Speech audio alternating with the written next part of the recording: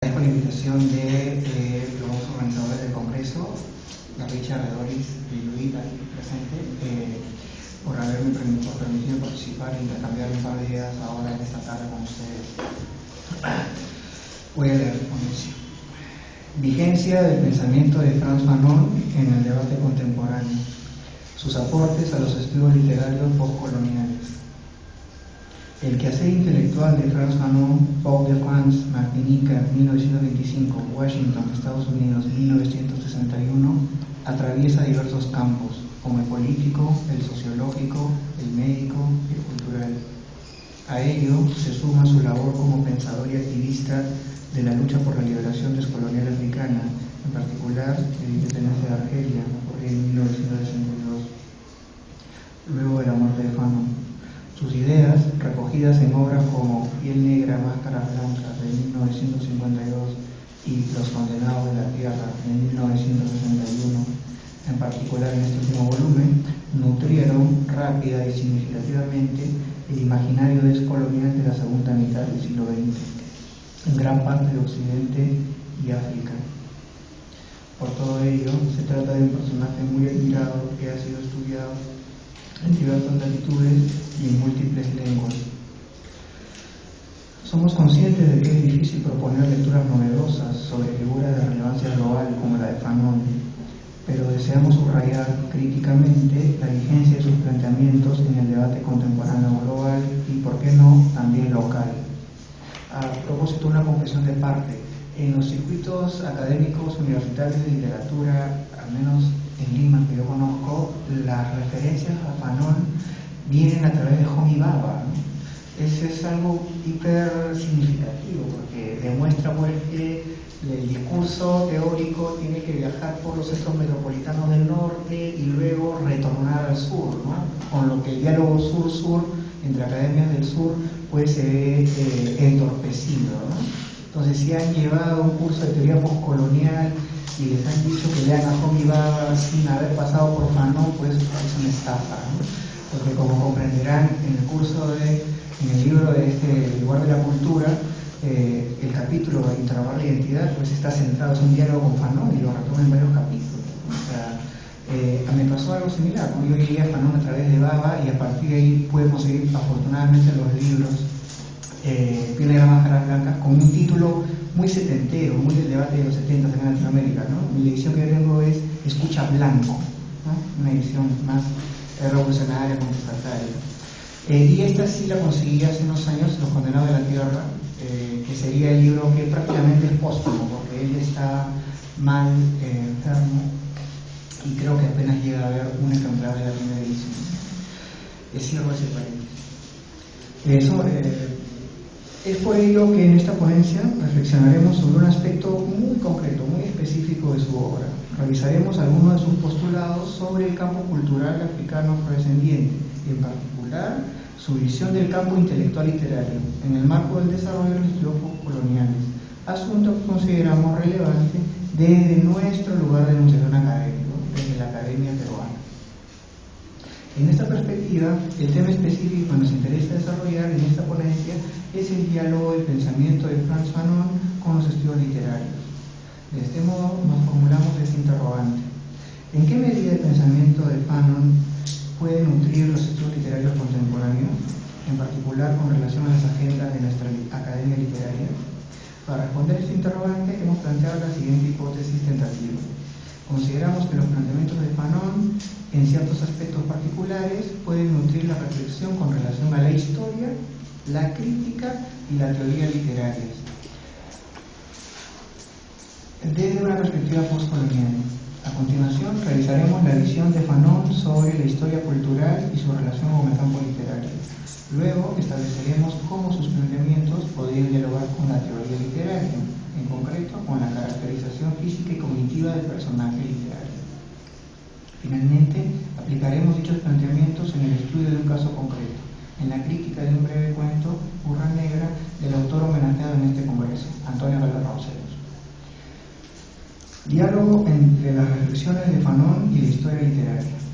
Con respecto a su posible contribución a la historia literaria, podemos examinar sus reflexiones sobre el papel del campo cultural y sus actores, es decir, los intelectuales y los creadores literarios, a fin de inferir un modo de organización diacrónico de la producción discursiva en un espacio postcolonial. Él aborda este aspecto en su libro Los Condenados de la Tierra. Fanon propone una división de la producción discursiva letrada en 3 etapas que explicaremos a continuación. En primer lugar, tenemos el periodo asimilacionista integral. En esta fase, el intelectual colonizado demuestra que ha asimilado la cultura del ocupante. Sus obras corresponden punto por punto a las de sus homólogos metropolitanos. La asimilación es europea y fácilmente pueden ligarse esas obras a una corriente bien definida de la literatura metropolitana. Esto en palabras de Fanon. En este sentido, los intelectuales escritores realizan una adopción de formas y contenidos creados en el espacio dominante. De este modo, se construye y refuerza una relación jerárquica entre 2 colectivos intelectuales. Unos que actúan en un centro metropolitano, el imperio colonial, los cuales producen formas simbólicas. Y otro grupo letrado que actúa en la periferia colonial y que importa pasivamente, en gran medida, dichas formas. Calca o copia dichas formas. En segundo lugar, Fanon plantea la existencia de un periodo de reinmersión. En esta etapa, el intelectual, cito, se estremece y decide recordar, pero mantiene relaciones de exterioridad con su pueblo. Viejos episodios de la infancia serían recogidos del fondo de la memoria. Viejas leyendas serán reinterpretadas en función de una estética prestada. Fin de cita. Finalmente se encuentra el denominado periodo de lucha, la tercera fase. En ella aparecería una literatura de combate, revolucionaria y de carácter nacional. De este modo, el intelectual intentará despertar, sacudir al pueblo. Cito, un gran número de hombres y mujeres que antes no habían pensado jamás en hacer una obra literaria, ahora se encuentran en situaciones excepcionales, en prisión, en la guerrilla o en víspera de ser ejecutados. Sienten la necesidad de expresar su nación. Fin de cita. Tal como se puede apreciar, Fanon indaga el papel de los escritores en cada una de las etapas mencionadas. Si bien presenta ciertas falencias por exceso, por ejemplo la idealización del intelectual autista revolucionario, es consciente de las paradojas y contradicciones que siempre nutrirán el discurso del intelectual colonizado. Cito, el intelectual colonizado no se da cuenta de que utiliza una lengua y técnicas tomadas del ocupante. Se contenta con revestir esos instrumentos de un tono que pretende ser nacional, pero que recuerda extrañamente al exotismo. Algunas veces no vacilará en utilizar los dialectos para manifestar su voluntad de estar lo más cerca posible del pueblo, pero las ideas que expresa, las preocupaciones que lo invaden, no tienen nada en común con la situación concreta que conocen los hombres y mujeres de su país. Fin de cita.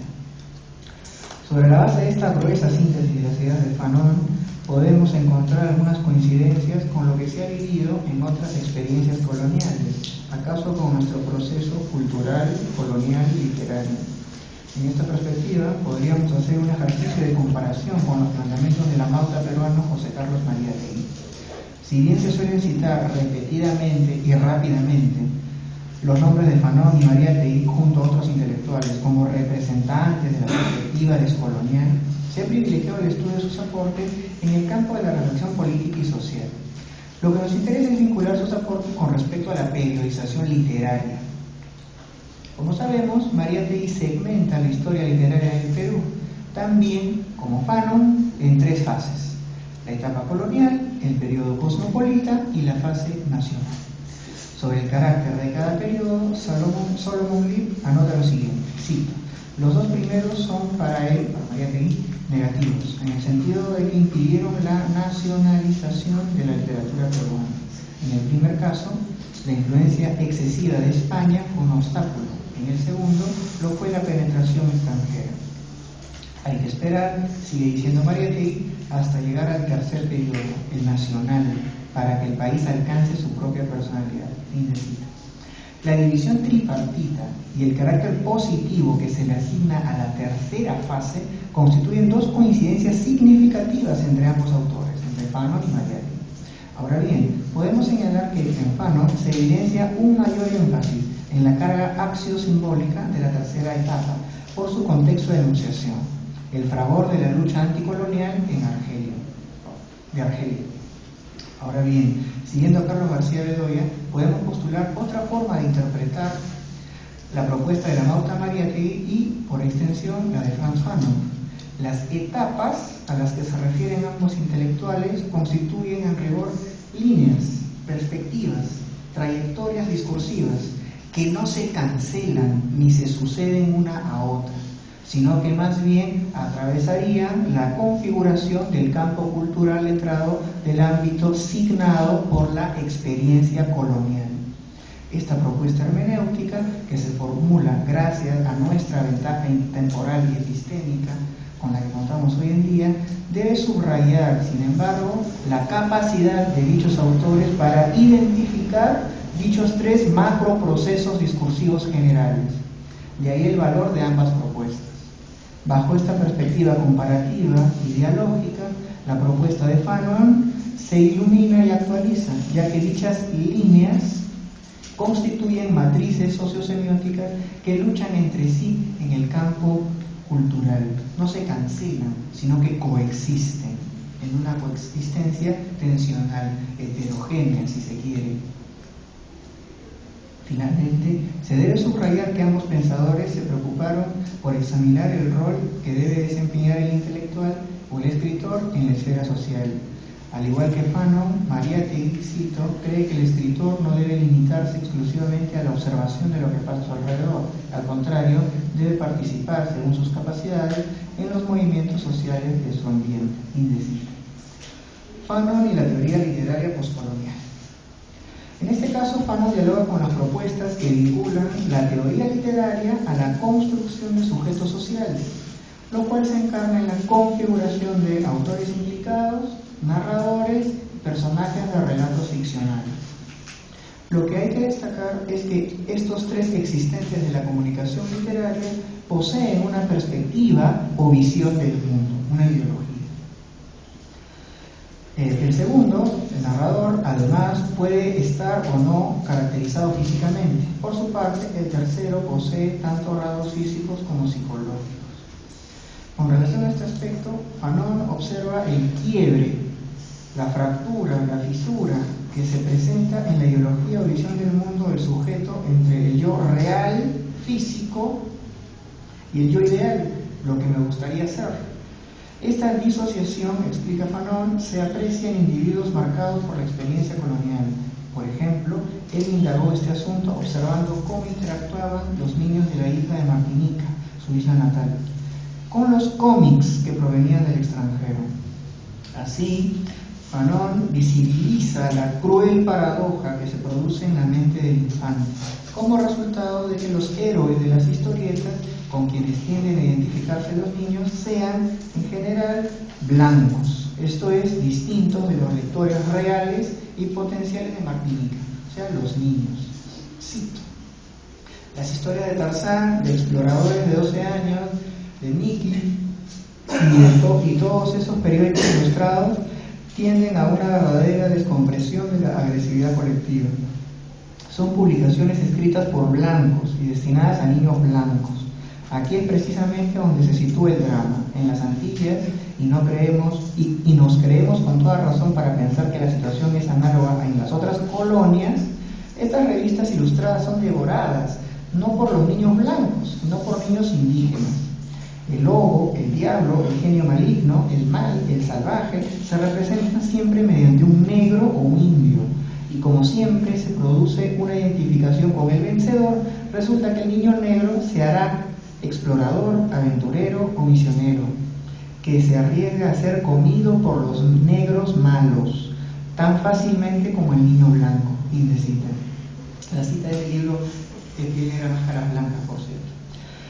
Así, al reproducir las historias de los cómics en sus juegos cotidianos, los niños martiniqueses legitiman paulatinamente las jerarquías de poder racial colonial. Este fenómeno se aprecia en diversas colectividades sociales afectadas por la experiencia colonial y que, luego de la independencia política de su territorio, han sido tradicional y sistemáticamente marginadas por el sistema dominante. En este caso, se aprecia que la visión del mundo o la mente del individuo han sido capturadas por el discurso hegemónico, tal como ocurre en la praxis de autodiscriminación que realizan algunos individuos descendientes de colectividades andinas o afrodescendientes, por ejemplo.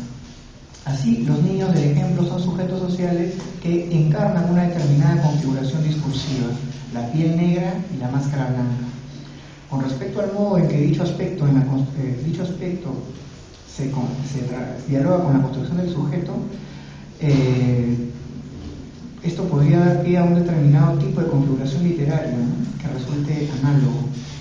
Lacan complementaría esta propuesta de Fanon, ya que señalaría que en estos casos el sujeto es hablado por el otro, en otras palabras, que ve el mundo a través de los ojos del otro, del discurso hegemónico. Lo que nos interesa subrayar es que en el plano del imaginario cultural, global y local, la configuración discursiva de la piel negra y la máscara blanca se evidencia en el campo de las representaciones sociales de la negritud, por ejemplo, en la construcción del discurso literario y en particular en la caracterización de personajes ficcionales, asunto que examinaremos en el último apartado.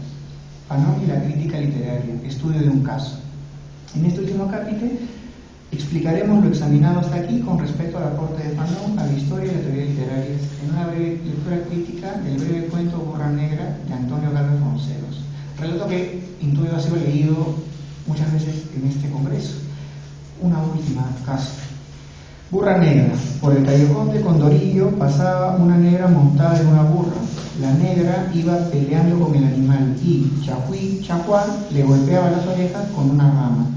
Arza burra, le decía, arza te digo, burra mardrita. Más adelante le dijo, burra negra. Salí de mi huerta a mirar y vi que la burra era blanca. Ese es todo el cuento de Gálvez Ronceros, famosísimo. Con relación a la ubicación de este relato en la historia literaria peruana, siguiendo nuestra interpretación de las coordenadas que plantea Fanon, podemos decir que el cuento se ubica en la tercera línea. Se trata de una lectura de filiación popular, si bien negrista, pero cuya perspectiva no resulta exterior al grupo social que representa, lo que se evidencia en que no se exotiza la imagen ficcional por el manejo de la ironía y del lenguaje literario. Si bien no prepara al hombre para el combate, como desearía Fanon en su contexto de enunciación marcado por la urgente liberación nacional de Argelia, sí interpela y sensibiliza al lector para combatir contra la discriminación racial y étnica. Adicionalmente, con relación a la caracterización del personaje principal del cuento, nos encontramos con el empleo de la configuración de un personaje de piel negra y máscara blanca. En esta perspectiva, el autor nos posiciona frente al acto de autodiscriminación del personaje femenino afrodescendiente, el cual es revelado al final del relato por el narrador personaje. De este modo, se aprecia que el enunciado del personaje protagónico, Burra Negra, está actualizando polifónicamente otra voz, otro discurso, en este caso de filiación racista. La visión del mundo de la protagonista está pues capturada, secuestrada por esta ideología dominante. No obstante, el remate irónico del cuento y la ficcionalización de la realidad afroperuana instalan un matiz en esta cadena dialógica racista. No se trata de una legitimación de este discurso, sino más bien de una contundente crítica de la autodiscriminación racial. Muchas gracias.